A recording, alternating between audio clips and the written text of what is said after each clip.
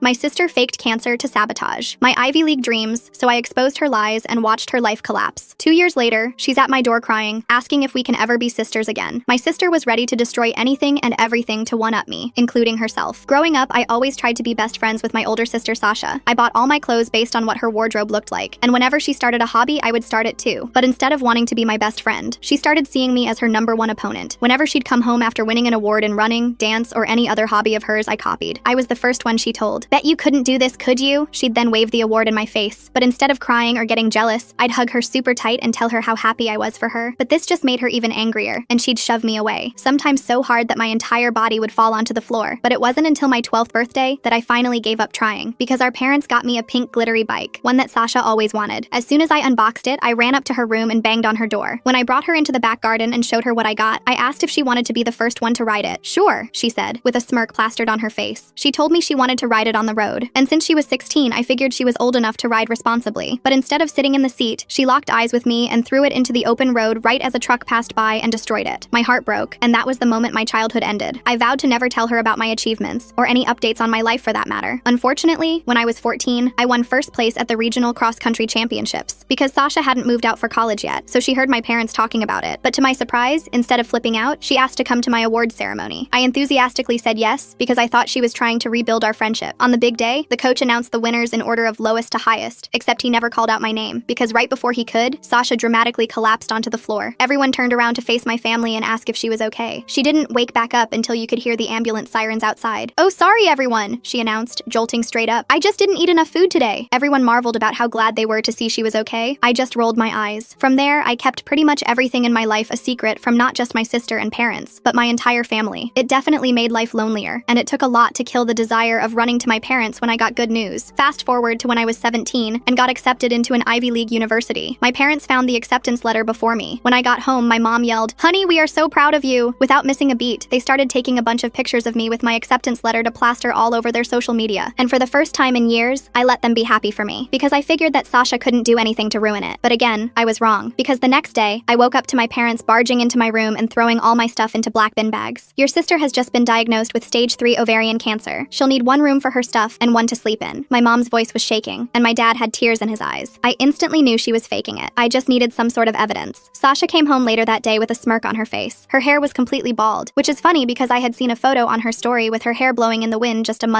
weeks back. Still, she lied down and slept, said the cancer was tiring her out. That night, I cooked her favorite meal, luring her into delusional security. After 2 weeks of me sleeping on the couch, Sasha hosted a party to commemorate her own bravery. She invited everyone we knew, including some girls from my class. Perfect. Halfway through, I tapped on my Fanta glass with a fork. "Sasha, make a speech! We're so proud of you!" She immediately recited a speech that I had heard her practice dozens of times in the bathroom mirror. She was halfway through her fake tears when I walked up to her and hugged her, and just as I was about to pull away, I peeled off the bald cap. Her blonde hair unraveled down to her waist. Sasha screamed. My mom gasped so hard I thought her lungs were about to shrivel up. While everyone processed what was going on, I turned on the TV on full volume. There, I broadcasted a clip I had captured of Sasha practicing her speech in the mirror when she thought no one was looking. And instead of finally facing up to her lies, she stormed out of the house and drove away. I went upstairs to my room and let my parents deal with saying goodbye to all the guests. The next morning, I woke up to my mom slapping me across the face. "How could you have embarrassed Sasha like that while she's battling with cancer?" I just stared at her, my cheek burning. My mom said Sasha told them I'd ripped out her hair extensions, that she'd spent thousands on realistic ones because she didn't want people to pity her for being bald. She didn't want to flaunt her wealth by admitting she could afford such expensive extensions. I couldn't believe my parents bought that story, but they did. They completely believed that their daughter with cancer had secret hair extensions that I cruelly exposed. Over the next few days, things got worse. Sasha came back with a stack of medical documents. She had appointment cards and test results and even a treatment schedule. I don't know how she faked them, but they looked real enough to convince my parents. The letterhead looked authentic and everything. Then she started telling them I was emotionally abusive, that I'd been bullying her about the cancer diagnosis. She said I was jealous of the attention she was getting and trying to make everything about my college acceptance. My parents scheduled an emergency therapy appointment for me. They told the therapist I was showing signs of narcissistic personality disorder and needed immediate help. The therapist seemed skeptical at first, but my parents were so convinced that she agreed to see me twice a week. Those sessions were brutal. I had to sit there while this woman asked me why I felt the need to hurt my sick sister. She wanted to explore my jealousy issues and my need for attention. I tried explaining that Sasha was lying, but that just made me look worse. The therapist would nod and write notes about my denial. Meanwhile, Sasha took over the house. She'd host these little gatherings where extended family would come visit the brave cancer patient. She'd make these subtle comments about how hard it was having an unsupportive sister. Nothing obvious enough to call out, but enough to poison everyone against me. I started started documenting everything. Every time she slipped up or contradicted herself, I wrote it down. When she claimed to have chemo on Tuesday but posted selfies at the mall, I screenshotted everything. I was building a case, but I needed something concrete. One night, I came home late from school. I'd been working on a big project in the library. When I opened my laptop, the screen was cracked and it wouldn't turn on. All my schoolwork was gone. Years of essays and projects just destroyed. The keyboard was bent like someone had stepped on it. I found Sasha in the kitchen making tea. She smiled at me and said technology could be so unreliable. Then she asked if I'd backed up my college application materials. The way she said it made it clear she knew exactly what happened to my laptop. I spent the next week rebuilding everything from memory. I had to redo assignments and beg teachers for extensions. Some believed me, but others thought I was making excuses. My grades started slipping from the stress. At school, rumors started spreading that I was unstable. Someone told everyone I'd attacked my cancer-stricken sister at her own support party. People I'd known for years started avoiding me in the halls. My lunch table slowly emptied until I was eating alone. Then came the letter from my dream college. They'd received an anonymous tip about concerning behavior and wanted to discuss my acceptance. Someone had reported that I was bullying a family member with terminal illness. They needed to investigate before finalizing my enrollment. I knew it was Sasha, but I couldn't prove it. She'd been so careful to stay anonymous, but she made one mistake. She used specific phrases in the complaint that she'd used before. I recognized her writing style immediately. I decided to get creative with my evidence gathering. I bought tiny voice recorders and hid them around the house. I wanted to catch her admitting something when she thought no one was listening. I placed them behind picture frames, under tables, anywhere she might let her guard down. The recordings picked up more than I expected. Late at night, I'd hear Sasha on the phone laughing about how gullible our parents were. Her voice carried through the thin walls between our rooms, dripping with contempt as she described their worried faces. She'd brag to her friends about getting my room and ruining my college plans, punctuating each revelation with cruel giggles. Sometimes she'd even mimic our mother's concerned voice, exaggerating it until her friends cackled on the other end. I saved every single file to multiple cloud accounts, creating backup after backup with shaking hands. Each recording was labeled with the date and time, organized in folders that documented weeks of deception. But I needed someone who'd actually listen. My parents were too deep in denial, their eyes glazing over whenever I tried to bring up inconsistencies in Sasha's story. They'd change the subject or suddenly remember urgent errands whenever I mentioned her behavior. That's when I remembered Aunt Helen. She'd always been skeptical of Sasha even when we were kids, catching her in small lies at family gatherings. She was the only one who'd noticed when Sasha claimed to win a spelling bee at a school that didn't even have one. Helen lived 2 hours away, but maybe she'd help. I called her from a payphone at school since Sasha monitored my cell. The phone booth smelled like rust and old gum, tucked behind the gymnasium where no one would see me. The metal receiver felt cold against my ear as I fed quarters into the slot, my hands fumbling with the coins. Helen picked up on the third ring, her warm voice instantly making me feel safer. I told her everything as fast as I could, words tumbling over each other like water breaking through a dam. She stayed quiet for a long time, just breathing steadily on the other end, then said she'd suspected something was off when Sasha's cancer story kept changing. First it was lymphoma, then leukemia, then some rare form that kept shifting names. Helen agreed to come visit that weekend. She said she'd pretend it was just to support Sasha, but really she wanted to see the evidence I'd collected. Her voice had that determined edge I remembered from when she'd helped me with math homework years ago. Finally, someone believed me. I hung up feeling hopeful for the first time in weeks, the spring in my step drawing curious looks from passing students. That Friday, I got home to find my recordings were gone. Every single device had vanished from their hiding spots. The drawer under my desk was empty, dust outlines showing where the recorders had been. The box in my closet cleared out. Even the backup USB drives I'd hidden in an old shoe were missing. Sasha was sitting on the couch reading a magazine like nothing happened, her legs tucked underneath her. The magazine was one of those celebrity gossip rags, her fingers lazily turning pages. When I asked about them, she said she didn't know what I was talking about, not even glancing up from her reading. Her voice was innocent, practiced, like she'd rehearsed this moment. I still had the cloud backups, but now I was paranoid. That night, I changed all my passwords and set up two-factor authentication on everything. I even created dummy accounts with fake evidence in case she got into those too. My fingers flew across the keyboard as I built layer after layer of digital protection. I used password managers and security questions based on things only I would know, references to books Sasha had never read and places she'd never been. Helen arrived Saturday morning with a casserole and a concerned expression. She wore her good pearls, the ones she saved for important occasions, and her gray hair was freshly styled. She hugged Sasha and told her how brave she was, her acting skills rivaling any performance I'd seen. Sasha ate it up, going on about her treatment and how hard everything was. She even managed to make her voice quaver at just the right moments. I watched from the kitchen, biting my tongue so hard I tasted copper. The casserole sat on the counter, still warm, smelling like childhood comfort I couldn't access. Later, Helen asked to see my room to help me reorganize since I'd given it up for Sasha. It was a clever excuse that wouldn't raise suspicion. Once we were alone, I showed her everything on my phone. The recordings, the screenshots, the timeline of lies I'd meticulously documented. Each piece of evidence was annotated with context and cross-references. Her face got darker with each piece of evidence, her jaw tightening as she listened to Sasha's cruel laughter. She had to sit down on my bed when she heard the part about Sasha planning to intercept my college acceptance letter. We spent an hour going through it all. Helen pointed out inconsistencies I'd missed, like how Sasha claimed to have chemo every Monday but was somehow never sick on Tuesdays, or how her medical documents all had the same watermark pattern, even though they were supposedly from different offices. She showed me how the fonts matched perfectly, the margins identical. logical. She even noticed the medical terminology was slightly off, like someone had researched terms online rather than copying from real documents. Her years working at a law firm handling medical malpractice cases had trained her eye for authentic medical paperwork. Helen said she'd talked to my parents, but we needed to be strategic. If we came on too strong, they'd get defensive and shut down completely. She'd seen it before with her own siblings, how confrontation could backfire when people were emotionally invested in a lie. She suggested waiting until dinner when everyone was relaxed. I agreed, even though waiting felt impossible, my stomach churning with anxiety. We spent the afternoon pretending everything was normal, helping Mom in the kitchen and listening to Dad's work stories. At dinner, Sasha was in full performance mode. She pushed food around her plate and sighed about how the treatment culled her appetite. She'd taken exactly 3 small bites of chicken, cutting them into tiny pieces for maximum effect. My mom immediately offered to make her something else, jumping up from the table. Dad rubbed her shoulder and said she was so strong, his voice thick with emotion. The dining room felt suffocating with all the manufactured sympathy. Helen started casual. She asked about Sasha's treatment plan and which hospital she was using. Her tone was conversational, like she was asking about the weather. Sasha gave vague answers about privacy and not wanting to burden everyone with details. Helen pushed a little more, mentioning she had a friend who was an oncologist who might help. She even pulled out her phone like she was ready to make the connection right there. Sasha's eye twitched, but she covered it by dabbing at fake tears. She said she appreciated the offer, but her team was handling everything. When Helen asked for the oncologist's name to send a thank you card, Sasha suddenly needed to use the bathroom, her chair scraping loudly against the floor. She walked slowly, playing up the weakness, one hand trailing along the wall for support. While she was gone, Helen looked at my parents. She asked if they'd actually gone to any appointments with Sasha. My mom admitted they hadn't because Sasha said she needed to be independent. She looked embarrassed, twisting her napkin in her lap. Dad added that Sasha was protecting them from the harsh reality, his hands folded tightly on the table. His knuckles were white with tension he didn't even realize he was carrying. Helen pulled out her phone and showed them my evidence. At first, they didn't want to look, turning their heads away like children avoiding vegetables, but Helen insisted, going through each recording and screenshot methodically. She had them organized in a presentation, professional and undeniable. My mom's face went white when she heard Sasha laughing about fooling them, her hand flying to her mouth. Dad's expression shifted from disbelief to horror to rage in the span of 30 seconds. Sasha came back to find us all staring at her. The silence was deafening, broken only by the tick of the grandfather clock in the hallway. She immediately started crying about how we were ganging up on a cancer patient. When that didn't work, she accused me of faking the recordings with AI. Then she said I'd drugged her to make her say those things, her lies becoming more desperate and wild. Each new excuse contradicted the last, a house of cards collapsing in real time. My dad stood up slowly, his chair creaking under the shift of weight. He asked her point blank if she had cancer. His voice had the same tone from when I was little and he'd caught me sneaking cookies. Sasha tried more tears, but he just repeated the question, his voice steady and firm. Finally, she exploded. She screamed that we all loved my achievements more than her, that I'd stolen her parents' attention with my stupid college acceptance. Spit flew from her mouth as years of resentment poured out. The truth came pouring out in a torrent. She admitted faking everything but said it was our fault for making her feel invisible. She'd spent years being the older sister, but I got all the praise for copying her. She said destroying my bike was the only time she felt powerful, her face contorting with years of suppressed rage. She even admitted to smaller things I'd never suspected, hiding my library books so I'd get fines, telling kids at school embarrassing lies about me, deleting my essays from the family computer. My mom started sobbing, deep wrenching sounds that shook her whole body. Dad had to sit back down like his legs gave out, gripping the edge of the table. The wood groaned under his grip. Helen recorded the whole confession on her phone just in case Sasha tried to deny it later. I felt numb watching my family fall apart, like I was floating above the scene. The untouched food on the table seemed absurd in the midst of such destruction. Sasha wasn't done though. She lunged at me, screaming that I'd ruined everything. Her nails caught my mom's arm when she tried to get between us. Blood ran down Mom's wrist, and that finally snapped everyone out of their shock. The red drops hit the white tablecloth, spreading like tiny roses. Mom stared at her arm like she couldn't comprehend what had happened. Dad grabbed Sasha and pulled her back. She was thrashing and screaming about how much she hated me, how I'd stolen her life by being born, how every achievement I had was just to make her look bad. Years of rage came out in one terrifying burst, her voice raw and primal. The neighbor's dog started barking, sensing the chaos through the walls. Helen called 911 while Dad held Sasha. She gave the address calmly, her legal training keeping her focused. The paramedics came for my mom's arm, but ended up taking Sasha too. She'd worked herself into such a state they were worried she might hurt herself. As they led her away, she kept screaming that this was all my fault, her voice echoing down our quiet street. Porch lights flickered on as neighbors peered through curtains. The house felt empty after that. Mom needed stitches and antibiotics. The doctor said the scratches were deep but would heal fine. They cleaned and bandaged her arm with gentle efficiency. Dad drove her home in silence, the only sound the hum of the car engine. None of us knew what to say. The hospital bracelet on Mom's wrist caught the streetlights as we pulled into our driveway. That night, my parents sat me down to apologize. They said they'd been so shocked by the cancer story they never questioned it. They'd wanted to support their sick daughter and ended up enabling her lies. Mom cried when she talked about slapping me, touching her hand to my cheek gently. The gesture was so different from that day, tender and full of regret. I told them about all the things Sasha had done over the years, not to hurt them, but so they'd understand this wasn't new. They were horrified to learn about the birthday bike and the awards ceremony. They'd had no idea how long this had been going on. Each revelation situation hitting them like a physical blow. Dad kept shaking his head, muttering about signs he'd missed. We agreed Sasha needed professional help, real therapy, not the kind they'd forced on me. Dad called around and found a place that specialized in personality disorders. They had an opening the next week if Sasha agreed to go. He spent hours on the phone, his notebook filling with names and numbers, insurance coverage, treatment approaches, success rates. He researched like his life depended on it. Meanwhile, I had to fix my life. The college was still investigating the anonymous complaint. I sent them the recording of Sasha's confession along with a letter from Helen explaining the situation. I included the therapy notes showing I was the victim, not the bully. Each document felt like a piece of my dignity being restored. The admissions officer called personally to apologize for the confusion. School was harder to fix. Rumors don't die easily, especially in a small high school where gossip is currency. Some people believed me when I explained, but others thought I was making excuses. I focused on my real friends and ignored the whispers in the hallway. It hurt, but I'd survived worse. My AP teachers were especially supportive, having seen my dedication firsthand. My teachers were more understanding. When I explained about the laptop and showed them the police report Dad filed, they gave me extensions. I spent weeks catching up on assignments, my desk lamp burning late into the night. My grades slowly recovered, but it was exhausting. Each test and paper a mountain to climb. Coffee became my best friend, and the library staff knew me by name. Sasha came home after 3 days of observation. She was required to attend therapy twice a week. The therapist said she showed signs of narcissistic personality disorder with antisocial features. It would take years of work to address, she warned us, setting realistic expectations. She gave us pamphlets about family dynamics and enabling behaviors. She moved back into her old room without apology. We avoided each other completely, creating invisible barriers in our shared spaces. When we passed in the hall, she'd look through me like I wasn't there. I was fine with that. I'd given up on having a sister years ago. The house felt like it was split in two, separate worlds existing under one roof. But she wasn't done trying to hurt me. I caught her in my room one day going through my college paperwork. When I confronted her, she said she was just borrowing a pen. But I noticed my acceptance letter was crumpled like she'd been squeezing it. The official seal wrinkled beyond repair. The violation of my space made my skin crawl. I installed a lock on my door that night. My parents didn't object, understanding the necessity without me having to explain. They knew we needed boundaries while Sasha worked through her issues. Mom even helped me pick out a sturdy deadbolt from the hardware store, testing each one for strength. The click of that lock became the sound of safety. The next few months were tense. Sasha would have good days where she seemed almost normal, laughing at TV shows and helping with dishes. Then she'd have setbacks where the anger came back. Her therapist warned us recovery wasn't linear. We had to be patient but also protect ourselves. Family dinners became exercises in careful navigation. I started keeping anything important in a safe. My laptop, documents, even sentimental items went in there each night. It felt extreme, but I couldn't risk another sabotage attempt. The safe gave me peace of mind to focus on school. The combination was my birthday, a date Sasha had always resented. Even choosing those numbers felt like reclaiming something. College finally confirmed they were keeping my acceptance. The admissions board said they understood the situation and appreciated my honesty. They even offered resources for dealing with family trauma. I cried reading that email, relief washing over me in waves. My future was secure again, the path forward clear. Prom season arrived and I let myself get excited. I'd found a beautiful dress on sale and my friend Erin asked me to go as friends. It felt good to have something normal to look forward to. I even caught myself humming while doing homework, old happiness creeping back in. The dress hung in my closet like a promise of one perfect night. The night of prom, I was doing my makeup when I heard a crash. My dress was on the floor, covered in what looked like bleach. The fabric was ruined, huge white splotches all over the blue material. Sasha's bathroom door clicked shut down the hall. The chemical smell burned my nose. I stood there in my slip, staring at the destroyed dress, feeling all the excitement drain away. I wanted to scream, but instead I called Helen. She drove over with her daughter's old prom dress. It was green instead of blue, but it fit perfectly. Helen did my hair while I tried not to cry. She said I looked beautiful and meant it, her hands gentle as she pinned each curl. She even had matching jewelry in her purse, like she'd known I'd need rescuing. At prom, nobody cared that my dress was different than planned. Erin and I danced until our feet hurt. For a few hours, I forgot about Sasha and the chaos at home. I just got to be a normal teenager celebrating with friends. The gym was transformed with twinkling lights and silver streamers. We took dozens of photos, genuine smiles replacing the forced ones from family portraits. When I got home, Sasha was in the living room. She looked at the green dress and her face fell. I realized she'd been waiting to see me cry about the ruined dress. When I smiled and said I had an amazing night, she stormed off to her room, her disappointment palpable. For once, her plan to hurt me had failed completely. The next week, her therapist called a family meeting. She said Sasha had admitted to the dress incident and several other acts of sabotage. The therapist recommended a more intensive program, maybe residential treatment where Sasha could focus on healing without triggers. She explained that the current approach wasn't working fast enough. My parents were torn. They wanted to help Sasha but worried about sending her away. The therapist explained that sometimes distance was necessary for everyone to heal. She gave them brochures for several programs that specialized in personality disorders, glossy pages filled with promises of recovery. Each facility had testimonials from families who'd found peace through separation. That night, I heard my parents arguing. Mom wanted to try the residential program, but Dad thought they'd failed Sasha by not catching this earlier. They went back and forth about whose fault it was. I put on headphones and tried to focus on homework, calculus problems blurring through my tears. Their raised voices penetrated even through my music. Sasha must have heard them too, because the next day she announced she'd go to treatment. She said she was tired of being angry all the time. For the first time in years, she looked genuinely suddenly exhausted instead of plotting something. Dark circles shadowed her eyes. The fight seemed to have gone out of her, replaced by something hollow. We drove her to the facility the following Monday. It was 3 hours away, surrounded by mountains and gardens. The staff seemed kind but firm. They explained the program would last at least 6 months with family therapy sessions once a month. The building looked more like a retreat than a hospital. Other families were saying goodbyes in the parking lot, each carrying their own heavy stories. Sasha hugged our parents goodbye but ignored me. I was okay with that. I didn't need a tearful reconciliation. I just needed her to get help and leave me alone. As we drove away, I felt lighter than I had in years, watching the facility disappear in the rearview mirror. The mountains looked peaceful, like they could hold all our family's pain and transform it. The house was peaceful without her. I moved back into my room properly, spreading out my things without fear. My parents and I had quiet dinners where we actually talked. Mom started asking about my day again, genuinely interested in my answers. We even played board games some nights, rediscovering how to be a family of 3. I threw myself into senior year activities. I joined the yearbook committee and started tutoring underclassmen in math. My college acceptance was secure and I could finally enjoy high school. Friends started hanging out again once the drama died down. My calendar filled with normal teenage activities. Study groups, movie nights, college planning sessions. Life became wonderfully ordinary. The first family therapy session was rough. Sasha had to acknowledge the harm she'd caused. She read from a list, monotone and clearly unhappy about it. But the therapist said admitting wrongdoing was the first step, even if she didn't feel it yet. The room smelled like lavender and felt too small. We sat in a circle, the distance between us measured in more than feet. We went once a month as required. Sometimes Sasha participated and sometimes she just glared. The therapist worked with all of us on boundaries and communication. My parents had to admit they'd enabled her behavior by not addressing it earlier. Each session peeled back layers of family dysfunction. Mom cried a lot. Dad learned to express emotions beyond anger. I learned to speak up for myself without guilt. I started seeing my own therapist to process everything. She helped me understand that Sasha's problems weren't my fault, that wanting a sister wasn't what caused this. It took months to really believe that, but eventually I did. Her office became a safe space where I could finally exhale. We worked through years of suppressed fear and confusion. Senior year flew by in a blur of activities and milestones. I got into National Honor Society and won a scholarship for my essay about overcoming family challenges. My parents came to every ceremony, beaming with pride. They'd learned to celebrate my achievements without guilt. The auditorium lights felt warm on my face as I accepted each award. Each accomplishment was mine alone, no longer shadowed by Sasha's jealousy. Sasha slowly improved in treatment. Her letters home became less angry and more reflective. She started taking responsibility without blaming others. The therapist said she was making real progress, but warned us not to expect miracles. Recovery would be a lifelong journey, not a destination. But for the first time in my life, I had hope that maybe someday I'd have the sister I'd always wanted, even if that day was still far away. Graduation day arrived faster than expected. I woke up early to iron my cap and gown, the fabric crisp under the hot metal. My parents were already in the kitchen making my favorite breakfast, pancakes with strawberries, just like when I was little. Dad kept taking photos of everything, even my half-eaten breakfast. Mom fussed with my hair until I gently pushed her hands away. The ceremony was at 10, but we left at 8 because Dad wanted good seats. The high school parking lot was already filling up with families carrying flowers and balloons. I found my friends near the gym entrance and we took about 100 selfies. Everyone kept saying we looked so grown up in our caps and gowns. During the ceremony, I spotted my parents in the 3rd row. Mom was already crying and we hadn't even started yet. Helen sat next to them with her camera ready. When they called my name for the scholarship award, Dad whooped so loud everyone turned to look. I didn't even feel embarrassed, just proud. After getting my diploma, I found them in the crowd. Group hug turned into more crying from Mom. Helen handed me a card with a check inside for college expenses. I tried to give it back, but she insisted, said it was an investment in my future. Dad took more photos until my face hurt from smiling. We went to lunch at my favorite restaurant. Halfway through appetizers, Mom's phone rang. It was the treatment facility. Sasha wanted to talk to me. I hadn't heard her voice in 2 months. My parents looked at me expectantly but didn't push. I took the phone outside where it was quieter. She said congratulations on graduating. Her voice sounded different, calmer maybe, less sharp around the edges. She asked about my college plans and actually listened to the answer. When I told her about the scholarship, she said good job. Not sarcastically either, just genuine. The conversation lasted 5 minutes but felt significant. Summer passed in a blur of preparation. College shopping with Mom, who bought way too many shower caddies. Dad teaching me basic car maintenance in the driveway. Oil changes, tire pressure, jump-starting batteries. He made me practice everything twice. Helen threw me a going-away party with all my favorite foods. The treatment facility called about a special family session before I left for school. They said Sasha had something important to share. We drove up on a Saturday. The mountains green with summer growth. The building looked less intimidating now. Families sat in the garden areas talking quietly. In the session room, Sasha looked healthier. She'd gained weight and her skin had color again. She read from a paper, hands shaking slightly. It was an apology, a real one. She went through specific incidents and acknowledged how they hurt me. The bike, the laptop, the dress, each memory carefully examined. She said she'd been diagnosed with narcissistic personality disorder and borderline traits. That wasn't an excuse, but an explanation. She was learning to manage her emotions without hurting others. The therapist nodded encouragingly as she spoke. When she finished, we all sat in silence for a moment. I didn't forgive her, not yet, but I thanked her for the apology and said I hoped treatment kept helping. That was all I could give right then. The therapist said that was perfectly okay. Forgiveness couldn't be forced or rushed. Everyone had their own timeline for healing. We had lunch at a nearby cafe. Sasha came with supervision from a staff member. She ordered soup and actually ate it. We talked about safe topics like movies and weather. When she asked about my roommate assignment, I showed her the email. She said the girl seemed nice based on her Facebook profile. The drive home was quiet. My parents kept exchanging looks in the front seat. Finally, Mom said they were proud of how I handled myself, that I'd shown maturity beyond my years. Dad added that I didn't owe Sasha anything. My feelings were valid, whatever they were. 2 weeks before college, I was packing when I found something strange. A small wrapped box in my desk drawer. Inside was a necklace with my birthstone. The receipt showed Sasha had ordered it from the treatment facility's craft program. A tiny note said, "For your new beginning." I stared at it for a long time. I didn't wear it, but I did pack it. Maybe someday I would, maybe not. But the gesture meant something even if I wasn't ready to accept it fully. I wrapped it carefully in tissue paper and tucked it into my jewelry box. Progress came in small steps. Move-in day was chaos. Dad insisted on carrying everything himself until his back started hurting. Mom reorganized my dorm room 3 times. My roommate Kimberly and her parents watched with amusement. By evening, our room looked like a Bed Bath & Beyond exploded, but it felt like home. Saying goodbye was harder than expected. Mom ugly cried in the parking lot. Dad kept clearing his throat and checking the car tires. I promised to call every week and text daily. Helen had already sent a care package that arrived before I did. Cookies and tea and a note saying she was proud. College was everything I'd hoped for. Hard classes, but interesting ones. Late-night study sessions fueled by pizza. My roommate became a close friend after we bonded over terrible dining hall food. I joined the running club and made more friends. No one knew about my family drama, and that felt like freedom. The first family therapy session I missed felt weird. Mom called afterward to fill me in. Sasha was doing well, taking responsibility without prompting. She'd started helping younger residents with their initial adjustments. The therapist called it significant progress. I was glad but also relieved to be far away. I came home for Thanksgiving break. The house felt different, calmer. My parents had redecorated some rooms and started hosting game nights with friends. They looked happier, lighter, like they'd been holding their breath for years and finally exhaled. Mom cooked enough food for 20 people. Sasha was allowed a supervised home visit for Thanksgiving dinner. She looked nervous walking through the door. We all sat at the table like strangers pretending to be family, but gradually conversation started. She asked about my classes and seemed genuinely interested in my biology major. No competitive comments or put-downs. After dinner, she helped clear plates without being asked. When Mom brought out pie, Sasha asked if she could say something. She thanked us for not giving up on her, said she knew she'd put us through hell, that she was committed to being better even though it was hard work. Dad reached over and squeezed her hand. She went back to treatment that night, but the visit felt like progress. I didn't hug her goodbye, but I did wave from the porch. Small steps. The therapist had said healing wasn't linear. There would be good days and bad days, but at least we were moving forward. Winter break brought more changes. Sasha completed the first phase of treatment and moved to a transitional housing program. She got a part-time job at a bookstore, started taking community college classes online. The structure seemed to help her. She had to follow rules and meet expectations. We had another family session where the therapist talked about reintegration. Sasha wouldn't move home right away, maybe not ever, but she could visit more often, have dinner once a week, attend family events with notice. Everyone needed boundaries to feel safe. The therapist helped us write them down. I went back to college feeling cautiously optimistic. My parents visited for Parents' Weekend and met all my friends. Mom embarrassed me by taking photos of everything, including my messy dorm room. Dad wore my college sweatshirt everywhere. They looked happy, really happy, not forcing it anymore. Spring semester flew by. I made Dean's List and got invited to join the honors program. My parents framed the letter. Helen sent congratulations flowers. Even Sasha texted saying she was proud. Each achievement felt fully mine now. No shadow hanging over it. No fear of retaliation. I came home for spring break to find Sasha had visited several times. My parents said dinners were going well. She was taking accountability in therapy and working on emotional regulation. The bookstore manager liked her work ethic. Small victories, but victories nonetheless. Mom kept her voice neutral when sharing updates. We had dinner together that Wednesday. Sasha asked about my summer plans and I told her about my research internship. She said that sounded impressive and asked questions about the project. Real questions, not looking for weaknesses to exploit. When I mentioned being nervous, she said I'd do great. The meal ended without drama. She helped load the dishwasher and thanked Mom for cooking, said goodbye without making it weird. After she left, my parents looked at me expectantly. I said it was fine, and it was. Not great, but not terrible. Just fine. Sometimes fine was enough. Summer brought more stability. I threw myself into research and loved every minute. My parents visited the lab and tried to understand my project about protein folding. Sasha continued therapy and kept her job. We had family dinners every other week. Conversation got easier with practice. One night, she asked if we could talk privately. We sat on the back porch like we used to as kids. She said she knew she'd stolen years from me, that she couldn't give them back but wanted to do better going forward. I told her I appreciated that, but trust would take time, maybe forever. She said she understood. Before sophomore year started, we had a final family session. The therapist said Sasha had made remarkable progress but would need ongoing support. She'd learned to recognize her triggers and manage reactions. The personality disorder would always be there, but she could control how it affected others. Everyone had worked hard to get here. I went back to college feeling settled. My family wasn't perfect, but it was healing. Sasha texted occasionally with normal stuff, songs she liked or books she'd read. I responded when I felt like it. No pressure either way. We were finding a new rhythm that worked for everyone. Sophomore year brought new challenges and opportunities. I declared my major officially and started research with a professor. My parents called weekly with updates. Sasha was taking more classes and doing well. She'd made some friends in her therapy group. Baby steps toward a normal life. When I came home for winter break, Sasha had her own apartment, a studio near the bookstore. She invited us over for dinner and actually cooked. The pasta pasta was overcooked, but no one complained. She showed us her space with obvious pride, everything neat and organized. A fresh start made visible. We exchanged Christmas presents awkwardly. She got me a gift card to my favorite store, safe and practical. I got her a journal for therapy work, also safe, but we were trying. That counted for something. Mom took photos of us sitting on the couch. Not quite comfortable, but not hostile either. The rest of break passed peacefully. Family dinners happened without incident. Sasha came to my high school friend's party and behaved normally. She even laughed at Aaron's terrible jokes. When someone asked about our relationship, we both said it was complicated but improving. That felt honest. I helped her move some furniture one afternoon, just the two of us in her apartment. She put on music and we worked without much talking. When we finished, she made tea and we sat on her new couch. She said she was grateful I was giving her a chance, that she knew she didn't deserve it but appreciated it anyway. I told her about my college friends and classes. She listened without interrupting or comparing. When I mentioned struggling with organic chemistry, she offered to help. Turns out she'd taken it at community college and done well. We spent an hour going over my notes. She was patient and explained things clearly. That night, I told my parents about the tutoring. They exchanged surprised looks. Mom said that was wonderful. Dad reminded me to maintain boundaries. I said I knew, but maybe boundaries could shift slowly, include more space for connection if everyone stayed healthy. The therapist had said flexibility was important. Spring semester started with new energy. Sasha and I texted about chemistry homework. She sent helpful videos and practice problems. My grade improved from a C to a B+.